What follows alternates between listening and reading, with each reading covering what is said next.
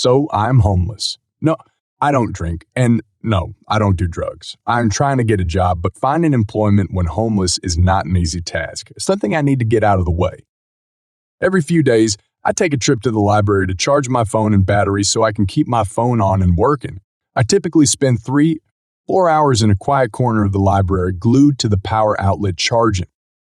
Today, I had a cute, then frustrating interaction between a little kid and its parent. I walked through the sliding doors of the library and wandered around looking for an open chair near an outlet to sit and charge. I heard this little voice shout out in excitement and glee, "Santa!" and patters of little boots running over to me. Now, I get it. I really do. A big bearded man dressed in red with big black bags and an oversized backpack strapped over his shoulders. Any little kid would easily mistake me for the big jolly man. The kid stopped dead in front of me. She was clenching her fists tight, trembling in excitement. She couldn't have been more than 4 years old.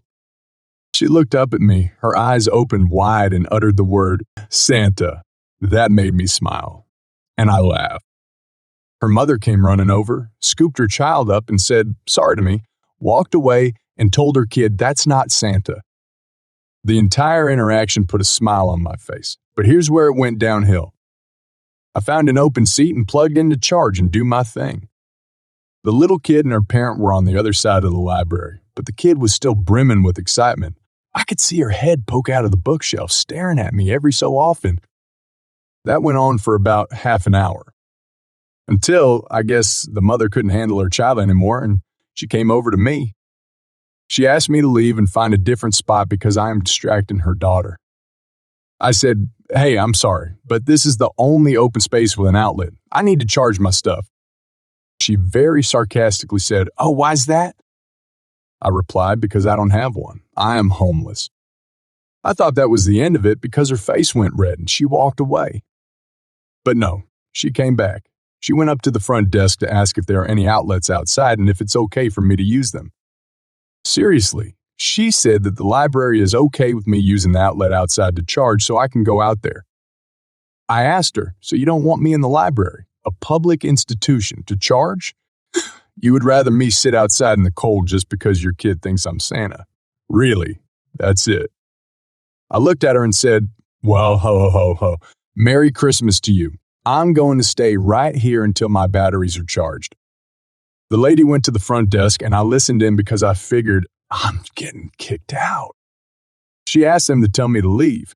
They said they can't unless I'm intentionally making a disturbance, being violent or threatening.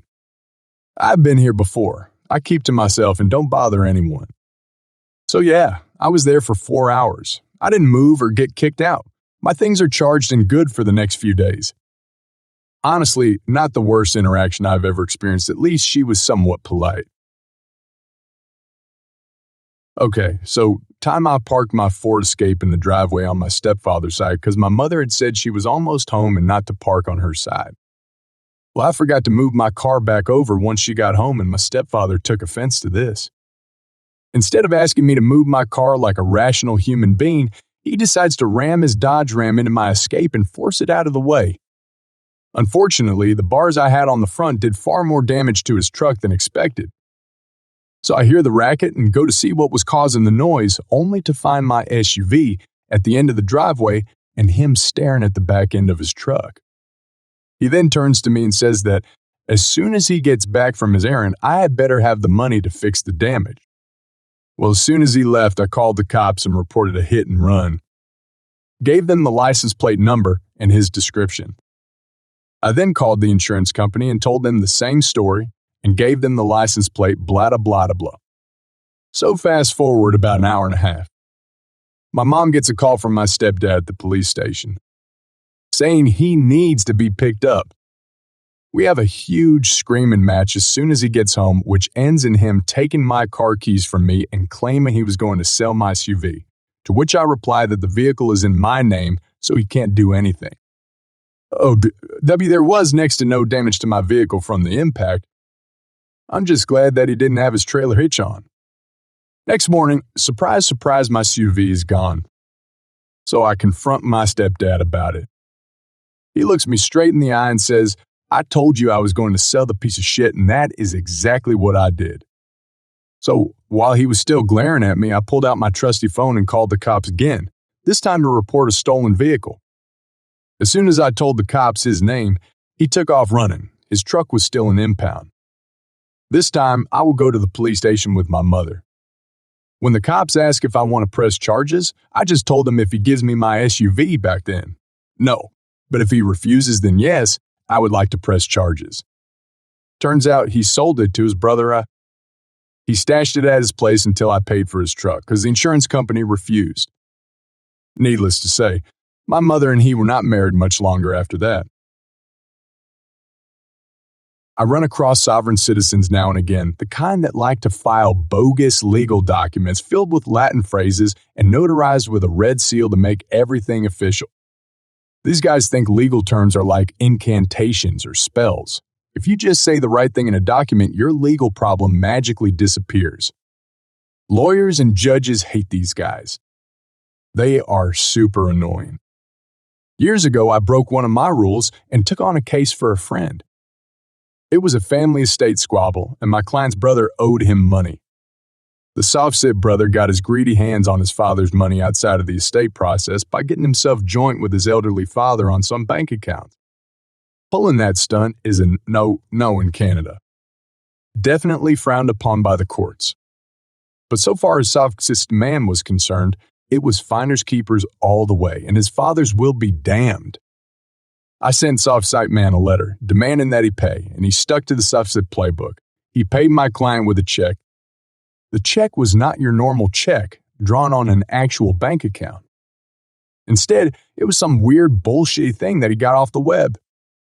The bank the check was drawn on didn't exist, and the check had all kinds of strange wording and fine print on the back. The thing about these soft-sit guys is that they have no notion of the consequences of the bogus documents and bad advice that they get off the web.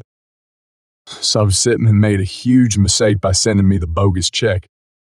Can I cash this? My client said when I showed him the check. Go for it, but tell the bank in advance that you know it won't clear, so that they won't think you're pulling a scam. So my client cashes the check, and of course it bounces with extreme prejudice. After the check bounced, we sued the brother for the money he stole from the estate. It was a short, simple lawsuit just a few pages long. We served the brother at the house he owned free and clear thanks to the money he stole from the estate. The guy had 30 days to defend, and on day 30, I got his defense filled with the usual soft-sit nonsense. The defense also had a huge mistake in it, one of the biggest I've ever seen, and I've been doing this a long time. Soft-sit man started harassing me and my staff. He sent emails. He sent letters. He left voicemail messages. He came by the office uninvited, demanding to see me and making threats. He kept it up until the cops said they'd arrest him if he came by again, but by then, it was time for his court date. So I'm in court, asking for judgment, and the soft-sit genius is there, talking his legal babble, saying words he doesn't understand. The judge shut him down after about 10 seconds and gave my client judgment. Soft-sit man has a meltdown and is escorted out of the courthouse. Of course he appeals, but I don't care because of the mistake the guy had made right out of the gate. His mistake was serious and fatal. I don't know about other countries, but in Canada, if someone gives you a check and it fails to clear, you can sue for that. All you have to do is prove that a check written to you bounced, and that's all you need. The court will give you judgment. So when soft-sit man sent my client the bogus check, he handed my client an airtight cause of action, an easy win of a lawsuit. And of course, I pounced on it. When soft-sit man's check bounced, my client sued him for that too, in a separate legal proceeding that we started on the same day as the estate case. The two claims looked almost identical, at least on the front page. My client's name was the same, the defendant's name was the same, and the court file number was identical but for the final digit. When we served soft-sit man with Claim 1, the estate claim, we also sued him on Claim 2, the bad check claim. I think he thought that the second claim was just a copy of the first, because he only defended the estate action. On the bad check case, he didn't defend, and I had default judgment after 30 days. So a few months later, Sovsetman wants to negotiate. He's feeling magnanimous, he says, and even though the estate case is under appeal, an appeal he said he was sure to win, he was willing to throw his brother a bone. He'd pay, but nowhere near the amount of the judgment. It was then that I let him know that we'd sued twice, and that I had a judgment in the second action as well as the first, and that now the man's home was totally tied up with the writs I filed. You better hope you win that appeal, I said to him, because you're literally betting your house on it. Sovsetman did his usual meltdown thing, but once he was finished with the screaming and the threats, he had a bit of a come-to-Jesus moment. We settled with him, sort of. He paid back all the money he stole from the estate, plus all my client's legal fees, plus some more, just for being a bit of a dick and a sovereign citizen to boot. Later that year, he was at my client's house for Christmas dinner. Go figure. Families can be pretty weird. I was reminded of this moment recently. Given the terror Karens and Brads give us, I figured we could use some heartwarming. I worked as a photographer at a major theme park for several years and had just gotten off a long shift, having worked 3 overtime shifts in a row. As I was too tired to cook and was starving, I decided to stop at the grocery store where my brother worked and treat myself the best chicken salad, a piece of cake, and a Diet Coke. I had grabbed my items and was heading to checkout when I saw, out of the corner of my eye, a BOGO for semolina flour. Since I have a pasta machine and my brother had a hankering for lasagna, we make our own pasta. I decided to go grab some. While I'm debating how many packages of semolina to get, I hear a boy. Let's call him Jason. Call out. Jason, a quiet borderline? I turned to look. I should note that I'm still in my costume. Blue shorts, a white button-up blouse, a brown vest, and my camera harness. I look him over thinking he looks familiar and say yes. Jason, don't you remember me? You took a photo of me in my Ravenclaw robes a few days ago. Now I've photographed hundreds of people on a daily basis to the point that I'd recognize people based on their clothing. He had come dressed as a student from Ravenclaw for his birthday. It's pretty rare, but not unheard of, that people show up wearing things from the other theme park. Me. Oh yeah, now I remember. You were celebrating your 8th birthday, right? Jason. Yep. The pictures turned out great. Thank you so much. Me. You're welcome. Say, where are your folks? Jason. Mom sent me here to get a box of cake mix. Me. Well, let's go get it for her then. So we get the box of cake mix and I walk with him to his mom, Penny, Jason's 6-year-old sister, Annie, and their 1-year-old brother, Tommy. Penny immediately recognizes me and looks me over in surprise. Jason, Mom, it's a quiet borderline. You took our picture a few days ago, remember? Penny, oh yes, it's a pleasure to see you again. Me, it's good to see you again too. I didn't know you guys were local. Penny, we just moved to Florida. It's my first time at this particular store. Recognizing the harried look on Mom's face, I decided to be nice. Me, would you like some help? I know this store like the back of my hand. Penny, that would be great, thank you. Me, you're welcome. So we continued getting things on the list, and I kept the kids entertained, asking them questions about their favorite books and movies and making recommendations about various places to check out. By the time we finished getting everything on the list, Mom was relaxed and the kids excited about all the local places. We get to the checkout lane, my brother's manager calls me by name. While she was scanning her items, she looked at the manager. Penny, a quiet borderline works so hard. Please make sure she gets a day off with pay. The manager and I look at each other, confused before it hits me. Me, I actually don't work here. My brother does, though.